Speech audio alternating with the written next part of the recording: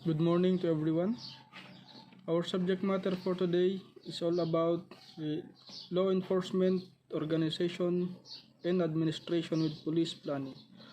Okay, so before we jump to the organization and administration with police planning, we discuss first the historical development of policing, developments during the Middle Age to modern period, evolution of police service in the Philippine setting, creation of the PNP, and the development of police service in the Philippines after World War II. Okay? Okay, so tracing the word police. The word police are present generally refers to a group of police authorities clothed with powers and function in carrying out the laws of the Philippines. They have the main functions of protecting lives and properties, maintain peace and order, and the investigation of crimes. Okay, so etymologically speaking, the word police originated from the Greek word politeia, that means government of the city. This is only applied to how a certain place is being governed by the respective leaders. Police powers and functions are also vested with the political leaders that have control the other city. Okay, so another derivative term for the word police was given by the Romans, making a slight changes from the term politeia, removing the letter E. Thus, politia is a Roman term that refers to the way on how the laws are being applied to the cities of Rome. Okay, that the French changed the term politia into police. At this time, these are the people who actually enforce laws of France. The French people coined the term police at present. It should be noted that citizens in the community should support enforcement of the laws by the police. Okay, so finally, the term police, which was given by the French, was adopted or borrowed by the Americans. The U.S. authorities created constable, which helps in the enforcement of laws. The U.S. government describes police as authorities bound and equipped with power and function to enforce all laws. They are bound to perform other inherent duties and responsibilities delegated by the Constitution. The different power and function of police were enumerated and will be discussed in the preceding topics. Okay, so next is the historical development of policing. Okay, so itackle lang natin dito yung mga importante lang. Pag isa-isahin natin ito is matatapos na ang SEM, hindi pa natin matapos itong history. So, first is the developments during the Middle Age to modern period. Okay, the following are during the Anglo-Saxon, ancient England, period 600 to 1066 AD. Okay, so the following policing system were practiced. Tanis, A. It was under King Alfred the Great that a type of internal police force evolved. Alfred decreed that the various tanes or landowners throughout his kingdom were responsible to police his territory, deliver criminals to the king, and to settle civil litigations. Next is frank pledge system. Police was carried out under a system called frank pledge. or mutual pledge, whereby every male over 12 years old join the 9 of his neighbors to form a tithing men. What is tithing men? Tithing men is a group of men whose duty was to apprehend any person who offends another and deliver that offender for trial. Okay? Anyone who failed to join and perform this obligatory duty was severely fined. Thus, policing responsibility lies on the hands of the citizens. The head of this group was referred to as a tithing man. Okay? Next, tone policing. Tone was the forerunner of the word town. Under the system, all male residents were required to guard the town, to preserve peace and order, protect the life and properties of the people, and other factors that disturbs the peace and order. Next is hue and cry. In this system, the complainant or victim goes to the middle of the community and shout to call all male residents to assemble. The victim reports his complaint to the assembly. Consequently, all the male residents will go after the criminal and apprehend him. Okay, next is the royal judge system. The royal judge conducted criminal investigation and give punishment fitted to the crime committed. Okay, this practice started the identification of criminals. So next is the trial by ordeal. A suspect was required to place his hands over boiling water or oil. If he would not get hurt, he will be acquitted, but when hurt, he would be considered guilty. Double jeopardy was prevalent during this period. So, ito yung mga sinaunang hearing sa mga kaso. So, this is the miraculous decision. Okay? So, next, during the normal period, the following are significant contributions to the development of policing system. Okay? First, shire reeve system. When King William Norman became the rule of England, he divided his kingdom into 55 military districts known as the shire reeves. Okay? Shire means a district, while reeve means the rule. Okay? Who made laws, passed judgment, and imposed punishment. Okay, so next is the Court of the Throne. This court heard a range of cases, more often dealing with petty offenses and civil matters. From the court, 12 tithing men were selected to hear cases of a serious nature. It is from this point that the early concept of a 12-member jury of today's originates. Okay, so let's proceed to the Westminster period during 1285 rather to 1500. Okay, so Statute of Winchester 1825 was enacted for law and order. This law introduced the system of watch and ward.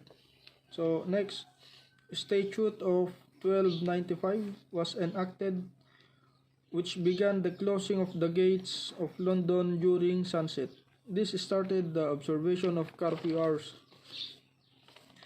Next is the Justice of the Peace. Was a position given to a respond citizen who has the power to arrest, pursue, and imprison the offenders. Okay. Next is the Star Chamber Court. Was established as a special court that tried offenders against the state. Okay, so during the modern period, 17th to 19th century in England, King Charles II of England passed a law in 1663 that provided for the employment of night watchmen or bellmen to be on duty from sunset to sunrise. Okay, in 1748, Henry Fielding became the chief magistrate at Bow Street in London. He organized a group of men known as Bow Street Runners. So, ano ba ang other term ng Bow Street Runners na sinasabi? Ito yung thief catchers. Okay? He later formed the Bow Street Horse Patrol, whose duty was to patrol the main roads that secure the travelers from highwaymen or highway bandits. Okay, so in 1785, William Pitt presented a bill in the British Parliament calling for the creation of a police force in London. This proposal met with instant opposition, with Pitt argued that this new force would be responsible for the apprehension of criminals. Okay, so next is the British statement, si Sir Robert Peel. Sir Robert Peel passed with the Parliament the Metropolitan Police Act of September 29, 1829. He established the London Metropolitan Police, which became the world's first modernized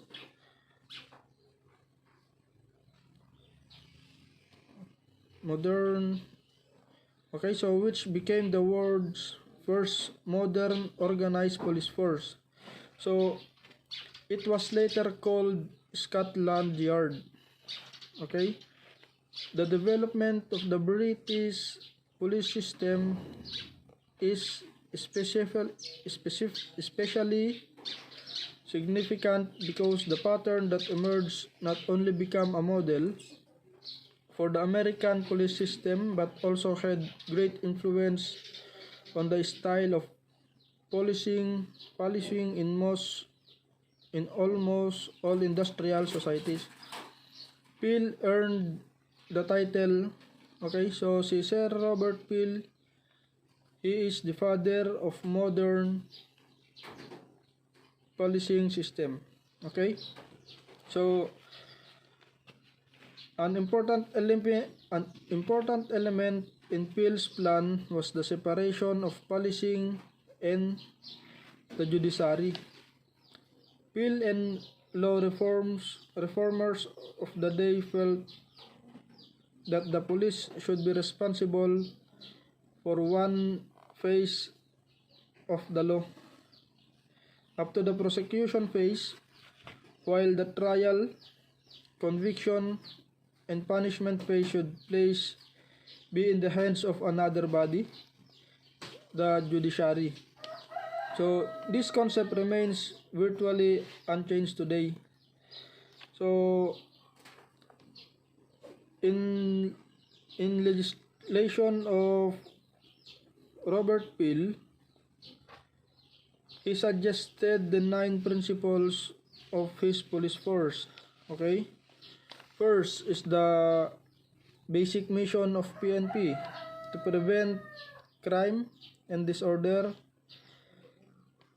Okay, the basic mission, prevent crime. As an alternative to their repression by military force and by severity of legal punishment. Also, repression means control of crime and disorder. Okay. Next principle, to recognize always that the power of the police to fulfill their function and duties is dependent on public approval of their existence, actions, and behavior, and on their ability to secure and maintain public respect.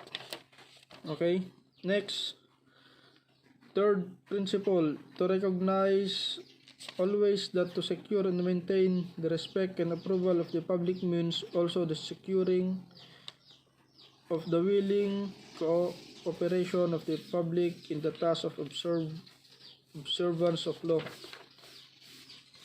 Okay, so next principle, to seek and preserve public favor. Okay, so next, to recognize always that the extent to which the cooperation of the public can be secured diminishes proportionally and necessity of the use of physical force and compulsion for achieving police objectives. Okay, next is to use physical force only. Okay, to use physical force only when the exercise of persuasion, advice, and warning is found to be insufficient to obtain public cooperation to an extent necessary to secure observance of law or to restore order, and to use the only minimum degree of physical force which is necessary on any particular occasion for achieving a police objective. Okay, so next principle is to maintain at all times a relationship with the public that gives reality to the historic tradition that the police are the public and that the public are the police. Okay, so the police being only members of the public who are paid to give full-time attention to duties which are incumbent in every citizen in the interest of community welfare and existence. Okay, so number 8, principle, to recognize always the need for strict adherence to police executive functions and to refrain from even seeming to usurp the powers of the judiciary or avenging individuals or the state, and of authority judging guilt and punishing the guilty. So, lastly, number 9, to recognize always that the test of police efficiency is the absence of crime and disorder, and not visible evidence of police action in dealing with them. Okay, so let's proceed to the creation of the Philippine National Police. Okay, so law enforcement is vital in the stability and progress of all nations. Thus, the conception of a unified national police was born out of these premises. Okay, so giving rise to the unification of the police constabulary and the integrated national police, whose function is systematical to ensure the safety and security of the people. Okay, so in December 13, 1990, the creation of the Philippine National Police and the reorganization of the Department of Interior and Local Government in keeping with the mandate of our Constitution for a police force that is national in scope and civilian in character was signed into law by President Corazon C. Aquino. Okay, so ano ba itong Republic Act 6975 na to? So, Republic Act 6975 is an act establishing the Philippine National Police, PNP, under the reorganized Department of Interior and Local Government and for other purposes. So, Republic Act 6975 is also known as the Department of Interior and Local Government Act of 1990, and it implemented the provision of Section 6, Article 16 of the 1987 Constitution. Okay, so some provisions of RA 6975 dealing with PNP were amended by Republic Act 8551, and those dealing with Jail Bureau, Fire Bureau were amended by Republic Act 9263. So, what is Republic Act 8551? Okay, so ang RA 8551, ito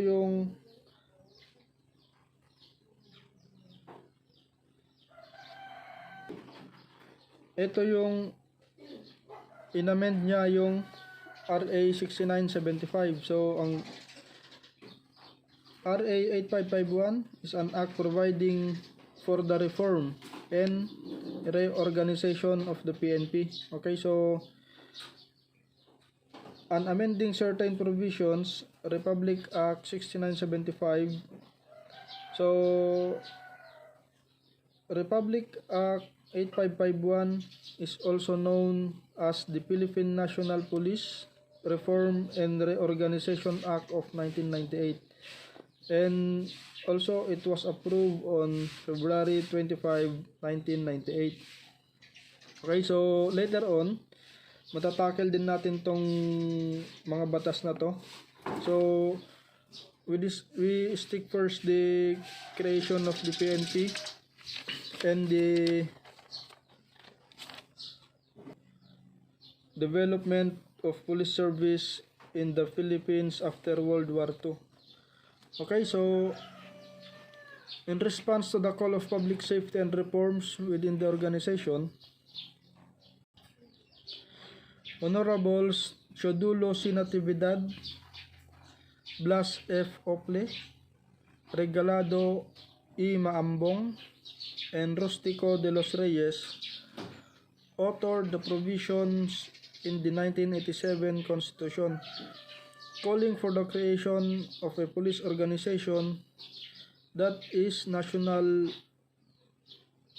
in scope and civilian in character, thus paving way to the establishment of the Philippine National Police. So, the principal authors of Republic Act 6975 were Senator Ernesto N. Maceda and Aquilino Pimentel, Congressman Jose S. Cojuangco Jr. and Rodrigo Gutang. They moved for the PNP's creation to professionalize the police force and make it susceptible to the plight of the general public.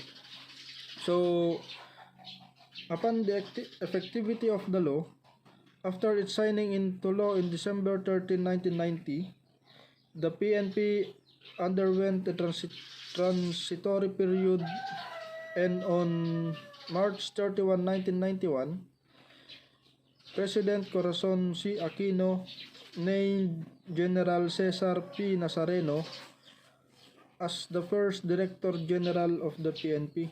Okay, so take note. First Director General of the PNP, si General Cesar P. Nazareno.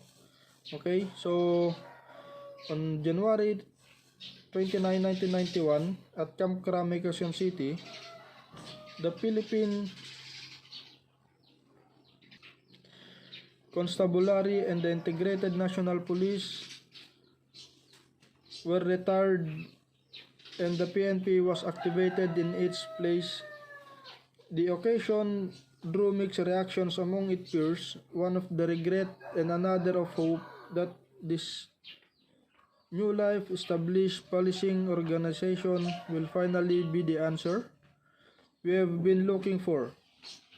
President Aquino appealed to the Filipino people to keep an open-minded and cooperate to make this work for a better nations.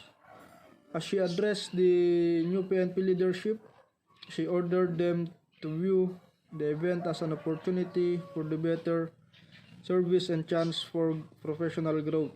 Okay? So, before nabuo ang PNP, ang tawag sa mga police dati is yung Philippine Constabulary at yung Integrated National Police. Okay? So, the activation of Philippine National Police did not affect the organizational setup and staffing pattern of the force. At the headquarters, Philippine National Police, the Director General has 10 directorial staff. Okay? So, first is the Directorate for Personnel. Number 2, Directorate for Human Resources and Doctrine Development. Number 3, Directorate for Logistics. Directorate for Research and Development. Next, Directorate for the Controllership. 6, Directorate for Plans. 7, Directorate for Police Community Relations. 9, Directorate for Investigation and special staff under him.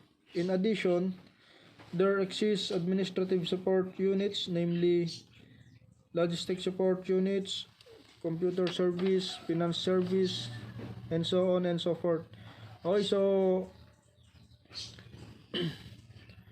madidiscuss din natin ito pag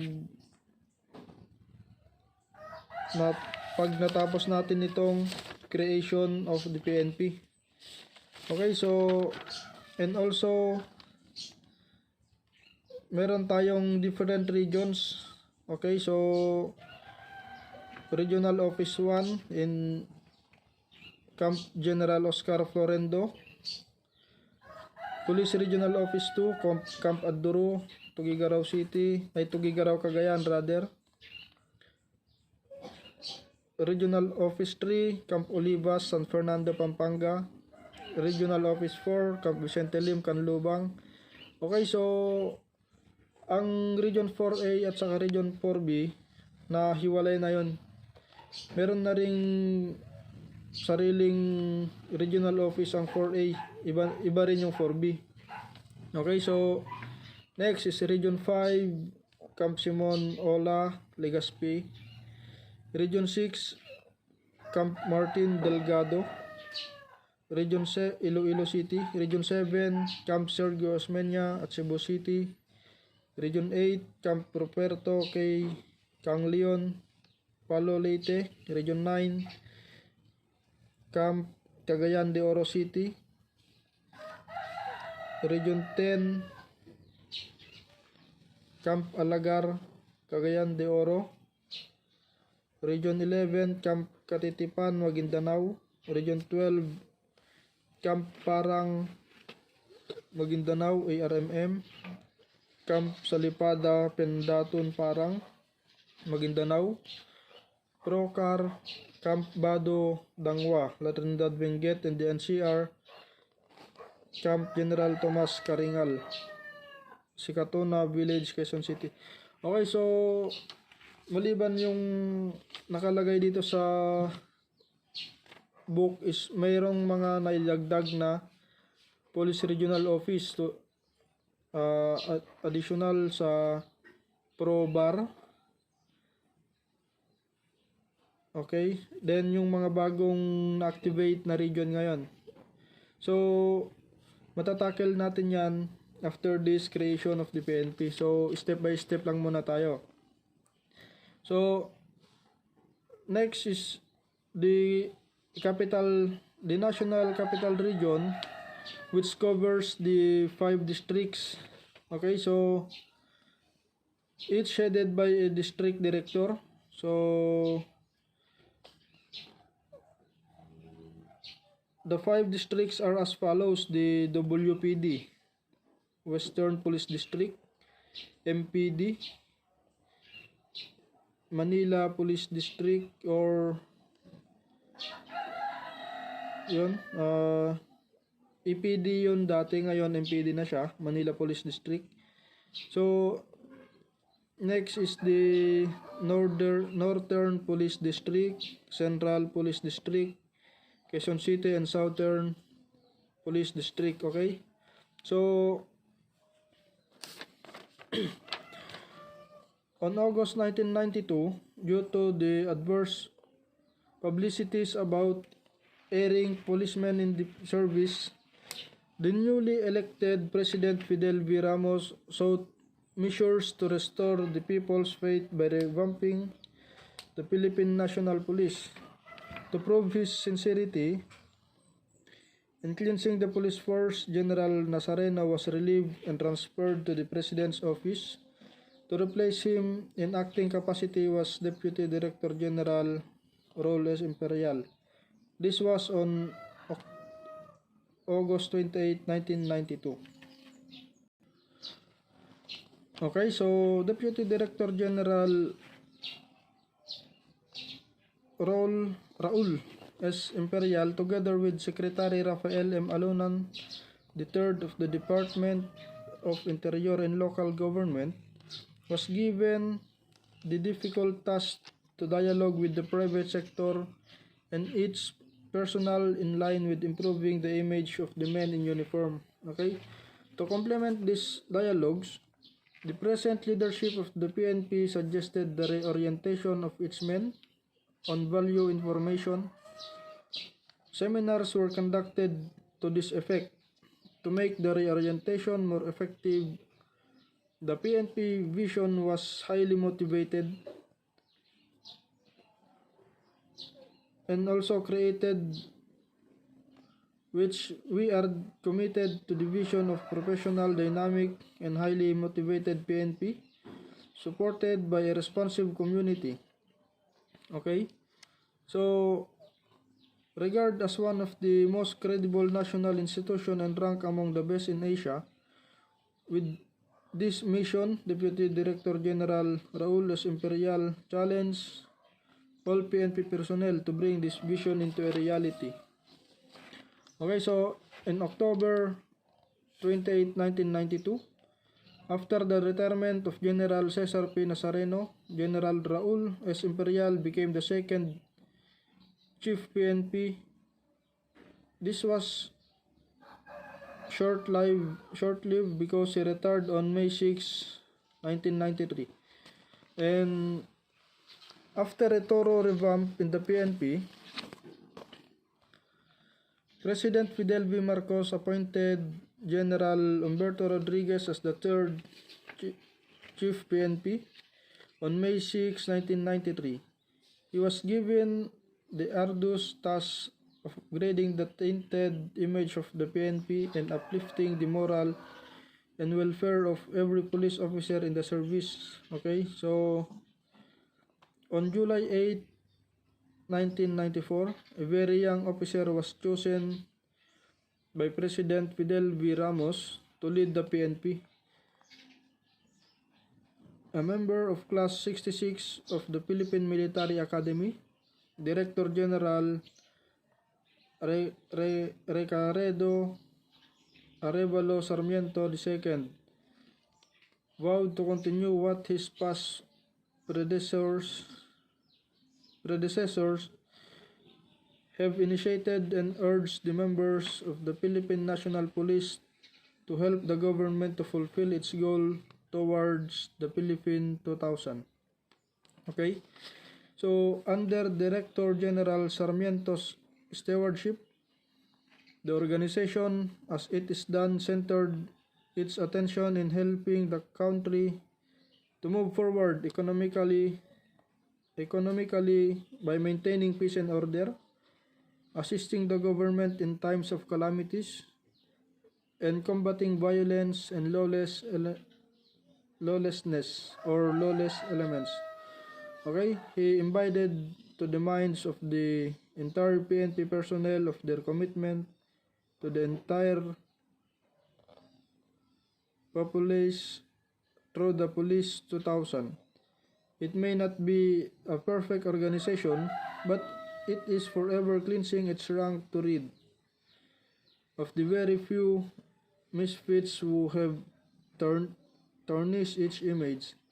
Okay, the PNP is currently intensifying its operation on Oplan Panlalasag in answer to the President's call to dismantle all existing private armed groups. throughout the archipelago and Oplan pagbabago as the organization's way of religiously cleansing its force of misguided elements. Okay, indeed, our police force have a great task ahead of them, but with people behind, how can it fail? Okay, so in addition, si President Ramos, siya yung bumuo ng Special Action Force to counter the armed group. Okay, so in other words, si President Ramos, siya ang pinakaunang, or he is the father of the PNP SAF. Okay, so that's all our discussion for today. So next meeting we continue our discussion. Okay, so have a good day at all.